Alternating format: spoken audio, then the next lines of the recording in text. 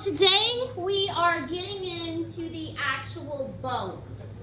Now, before we do that though, what's A on the board? Lamellae. Lamellae. What's B? Osteocyte. What's C? Canaliculi. That's how you say it. D? Lacunae. Lacunae. Yep. And what's E? Central canal. Central or Haversian canal. Good. So today we are getting into the actual bones. And here's how it's going to work. Now, like I said, I could just stand up here and go over every bone and expect you to write it down, but that's not going to help you study. The best way for you to study is to actually get in there and start learning them yourselves. So this part, it may seem like I'm going a little fast, and I am. What I would suggest you do is to pull it up in the student notes section in Google Classroom and follow along there and make notes as I talk on those slides. That's going to probably be the best way, because as we go over these bones, what I'm going to do is say, you can remember this bone because of this. You can remember this because of this. And writing down those tricks is really going to be the best way to help you study. Now, this is where the memorization really is going to start. You don't have to write this down. It's going to start getting tough because we're learning the bones of the skull today, and there's a lot. There's a lot in there. It's kind of confusing because the skull is three-dimensional, so we're going to be looking at it upside down. We're going to be looking at it from the top. We're going to be looking at it from the inside, and there's a lot just looking at the skull. Flashcards are helpful. Those online quizzes are going to be helpful. And whenever you are trying to memorize something and you're struggling, and this goes for any class, not just this class, one of the best things that you can do to help you remember it is just kind of to take a step back and say, okay, I am having trouble remembering this.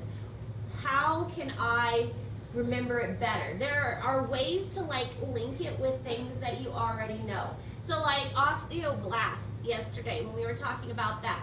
Blast has a B in it, so B for build. Okay, thinking of little techniques like that that'll help you remember it, and linking those terms in your head is going to be helpful. And I'm going to give you a lot of my ways that I remember these, but if you've got your own ways that work better for you, then go for it. You don't have to use my ways. Yes? On the test, whenever it comes to this stuff, are we going to have to just write? Is it going to be a picture and we have to write all the words? Because we've done that before, but a lot of times I struggle with spelling. You will have, the test is 2 parts. 30 questions will be picture like this that you have to label, questions about what type of break. We'll learn about joints, so there'll be questions about the joints and stuff like that, like short answer, multiple choice, labeling like this. And then 30 points will be actual bones, where you will have a bone, and not only will you have to tell me what bone it is, there'll be a question like, label this specific part of the bone, or where is this bone located, and things like that. Is that kind of, as far as spelling, I've never counted off for spelling as long as I know what you're trying to say. Does that help? Yeah. Okay. Okay. All right. Another technique that is going to be really helpful for you is labeling things repeatedly. The more you label over and over and over and over again, the easier it's going to get. So when I was in college and we had to memorize a lot of things, and in college spelling did count, I had to learn all these scientific names for all these different animals and things like that. I had this huge whiteboard, and I would just write it over and over, and I'd erase it, and I'd write it again, and I'd erase it, and I'd write it again until I had it down.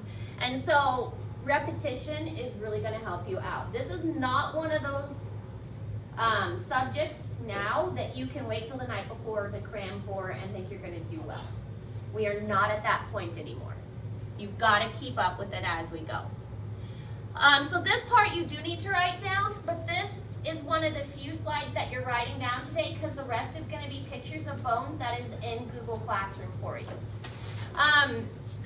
The axial skeleton is what we're going to start with, all right? So we're going to learn the axial skeleton first, and then we're going to learn the appendicular skeleton. The axial skeleton has a total of 80 bones, and it is divided into 22 skull bones. The vertebral column has 26, and the rib has 12 pairs for 24 total.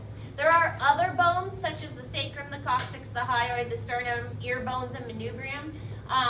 Those make up about 8. So 80 bones total for the axial skeleton. All the rest are found in the appendicular. And you are going to learn all of the skull bones. The vertebral column, again, this one you're not going to know. You're going to know cervical, thoracic, or lumbar. You'll have to be able to identify which is which. And I'll teach you how. And you also need to be able to label the first 2 vertebrae because they are a little bit different. Then the rib cage, you'll need to know, like, there's floating, false, and true ribs. And you'll need to know how many of each, but you won't have to look at a rib and say, oh, this is a false rib.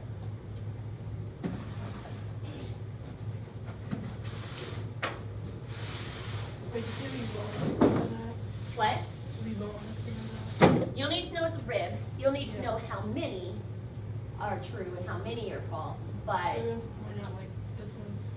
if I show you this, I don't expect you to know except that it's a rib. Okay? Yes, that's fine.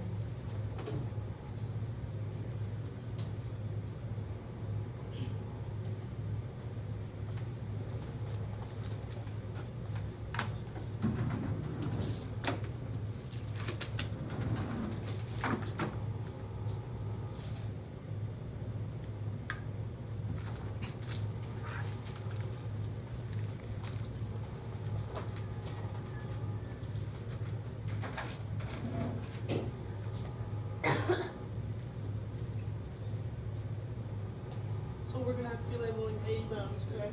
Basically. Yes, Okay. more or less. Like I said, for the vertebral column, you're not going to have to say this is cervical vertebrae number 5. You're going to need to say it's a cervical vertebrae. But then you're going to need to know the parts of the cervical vertebrae too.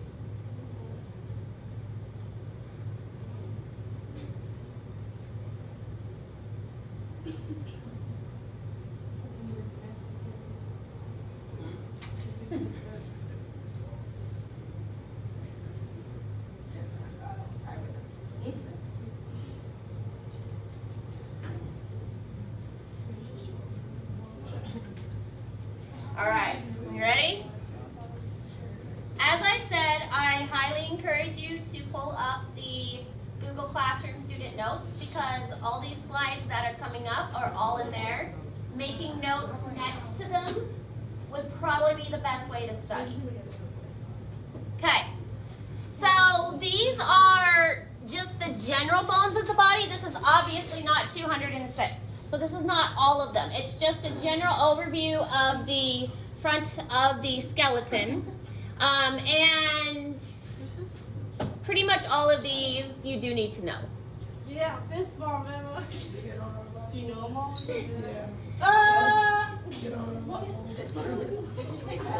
This, if you're thinking you're looking at this and you already know it, that's good. But this isn't all. This is not all. Because not only do you need to know the tibia bone, you're going to need to know the tibial tuberosity and the tibial condyles and the transverse processes. And so I'm glad you have a good start, but don't start thinking you're getting off easy yet. We know half of it. All right. Oh, I guess I lied. I guess you have to write that down too. Okay. Sorry. Gotta write that one down too.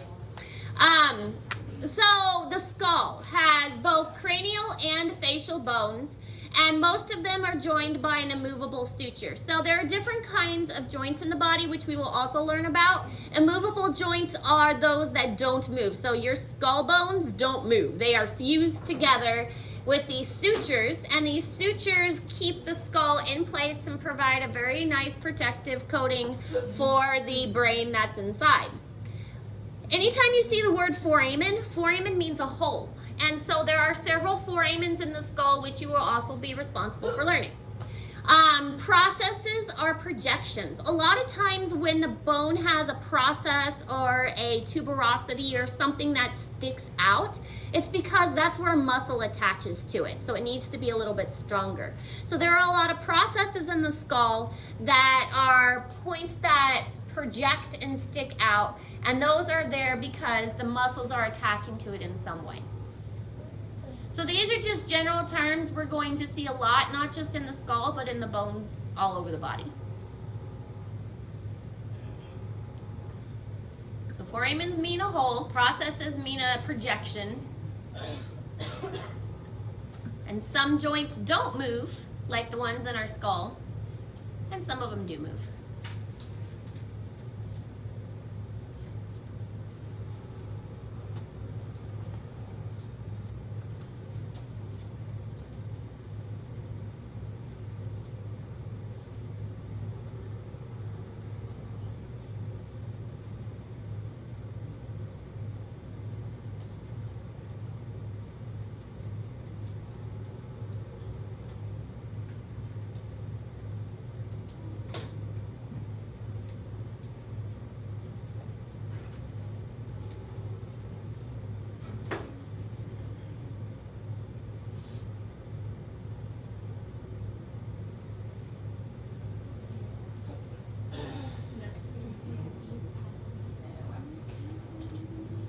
And kind of unrelated, but kind of not. I mean, the cat dissection material is coming along good. I'm still working on it, but I am making progress so far. I've got this lovely packet that I'm going to make for you guys that has all kinds of cat information. So it's still a work in progress, but I am making really good progress on it. So we'll start with the cats as soon as I get that finished. All right, we good? Not quite. Not quite. Putting the soul rider. Color out, bro. Yeah, I'm sacrificing my good handwriting right faster. Oh my lord. Good line, bro. Okay. All right, now here we go. This is all in Google Classroom, and I caution you not to learn them by colors. Wait. Did you? Oh yeah, sorry. So do we have to, the ones that are like colored, do we not have to know those or something? Or are they just Like frontal. Like the- They're sutures. You still need to know them. They're just I colored was gonna say, to represent a suture. some of them on here are green and some of them are blue? No, you need to know them all.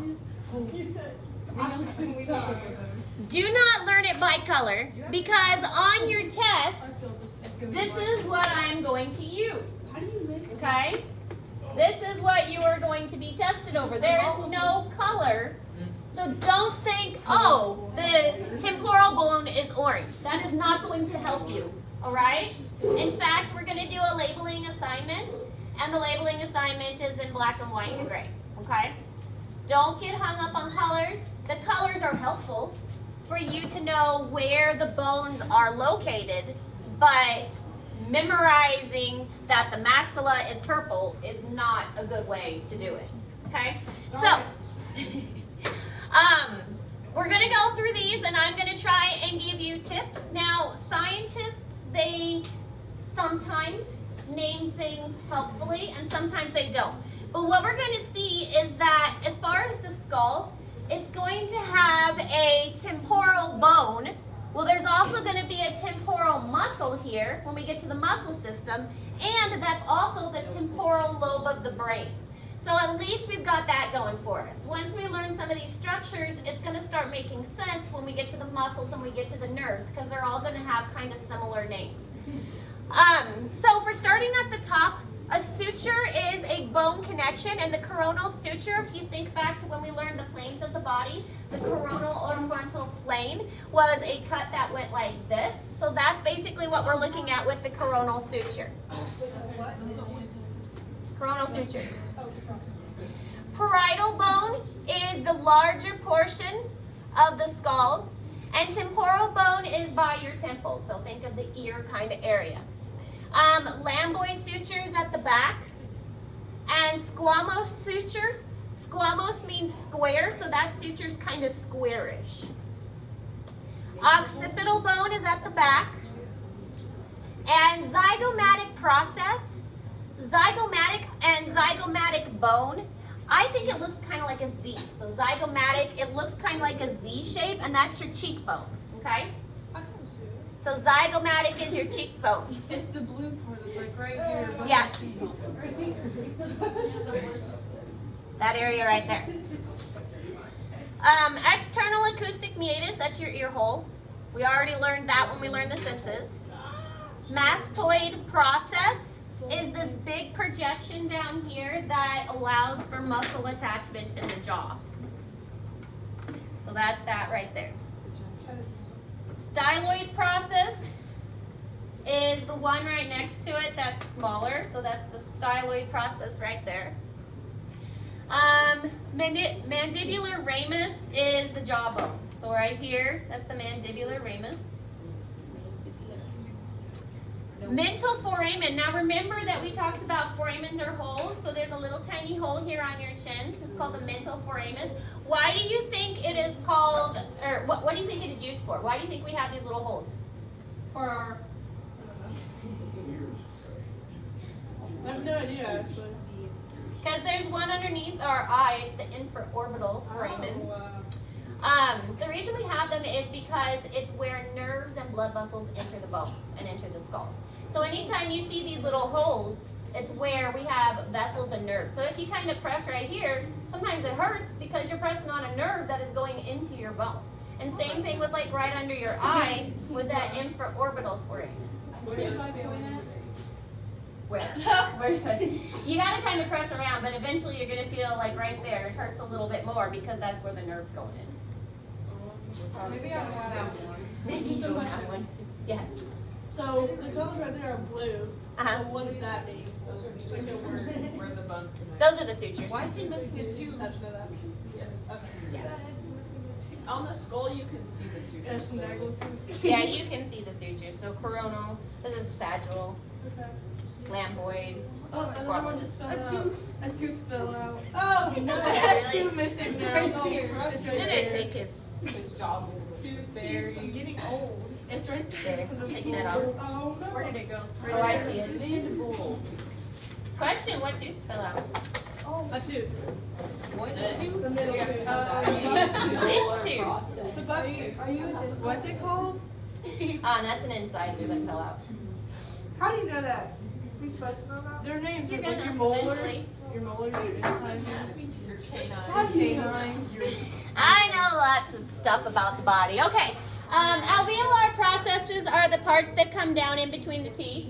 Maxilla is the top part of the jaw. Zygomatic again is here on the side. Nasal bone.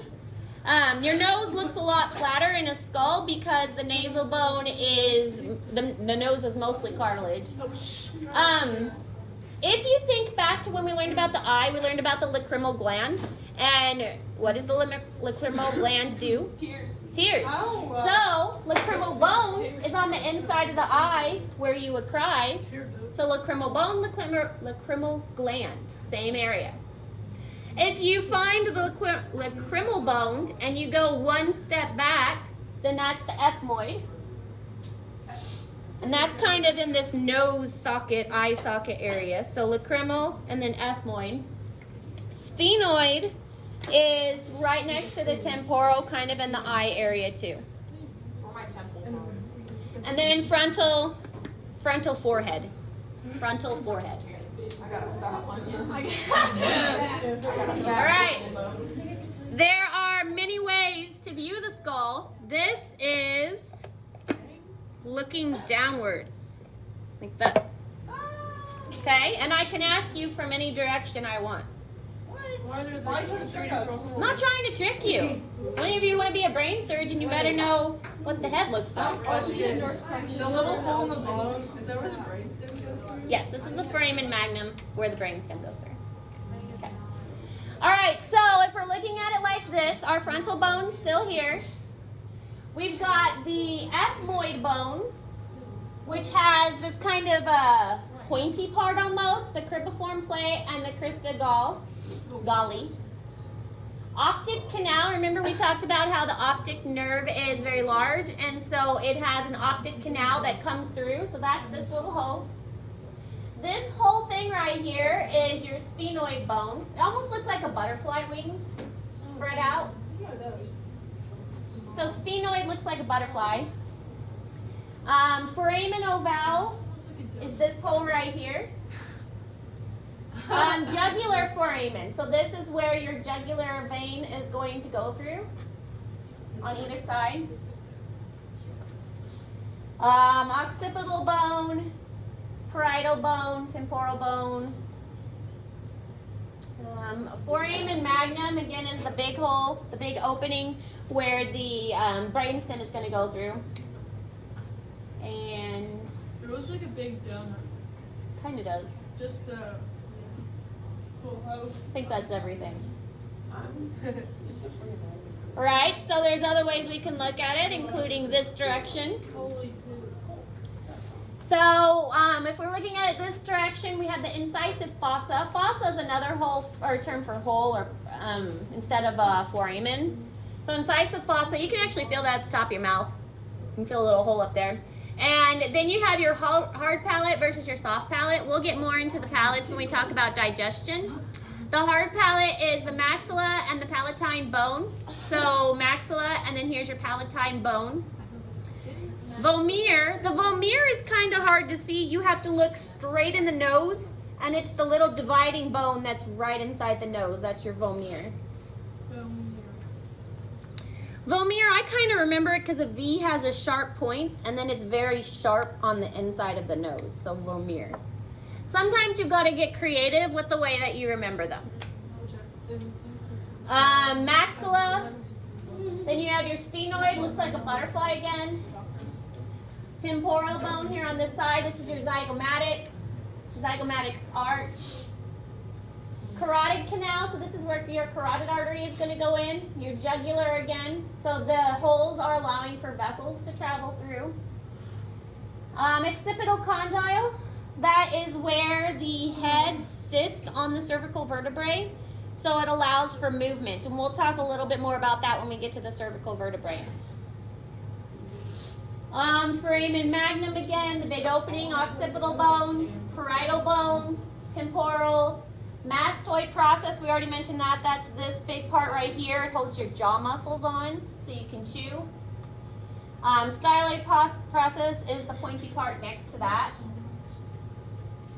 Mandibular fossa is right up here. And then zygomatic, and we already mentioned the palatine. So I think we got everything. I'll do not anymore. Stupid senior year. I'm using the quiz. This free anatomy quiz is very helpful. What'd you say it was called? Freeanatomyquiz.com. Is it .com? Okay. Looking at it straight from the front. You can choose which part of the skeleton you want. Frontal bone. Then we've got our parietal and temporal. Our sphenoid is kind of back in the eye sockets almost. Here is our zygomatic and our maxilla. Vomer are in the middle. This one's part of the ethmoid. Lacrimal is green. Ethmoid is right next to that. The infraorbital foramen, so we had that little tiny hole underneath our eye. And then we've got our mental foramen, which is on our chin. You said the sphenoid was shaped like a butterfly, right? Yes, yes. And that's the pink one that you can kind of see. And the sphenoid is also a little bit here on the side. At least these pictures that we've got in Google Classroom, they kept the colors consistent, which is nice because it helps you see how the bone fits in the skull. Again, you don't need to memorize the color, but it's a good technique to at least get you started so you learn the three-dimensional shape of the bone. Yes? So if we're like trying to find the structures on there and you ask us to find the sphenoid, can we like move it around and find where it's like It's going to most have a visible? sticker on the bone. So like I would have a sticker right here and I would say identify this bone. Does that make sense? Or I would have it open and have a sticker. You have stickers everywhere, though. Well, you got to remember how many bones, and then I'm only going to have 30 questions. So I'm going to pick and choose. So it's like Yes. But yeah, so I could have a sticker in here, and you'd have to identify that one. So. Okay. Any questions so far? Sagittal suture is the one that goes down the middle here, straight down the middle.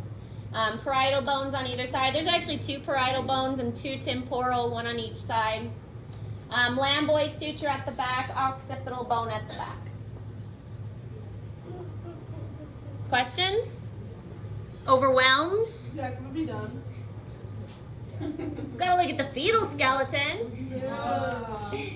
The fetal skull.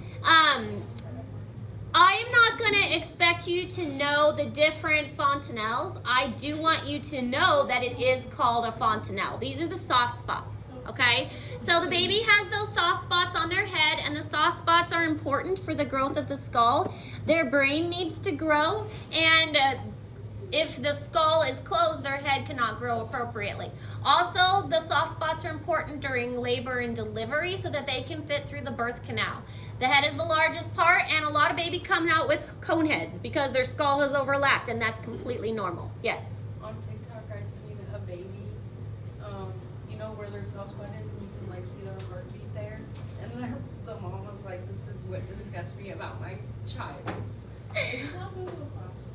Yes, it should be. But the only thing you need to know is the fontanelle, that these spots are called fontanelles. When you take a newborn to the doctor will check and just feel the soft spots. And there's a soft spot here, there's one on the back, there's one on this side here, and then there's this one. But this is the most obvious one here on the top. If you've ever been around a newborn, you can feel it, and you can see it pulse, like I could with my children as well. You could just see it pulsing because there's vessels right under there. And it will eventually harden. By about a year, I could feel the soft spot just a little bit, but it was gone by about a year and a half. So this is showing the soft spot from a up view or superior view, and you can definitely see that the largest one is here on the front part of the skull, and it turns into sutures and joins together later on. Sometimes if the skull is not forming correctly, you'll see a baby that has to wear a helmet, and that's just to help their head shape correctly.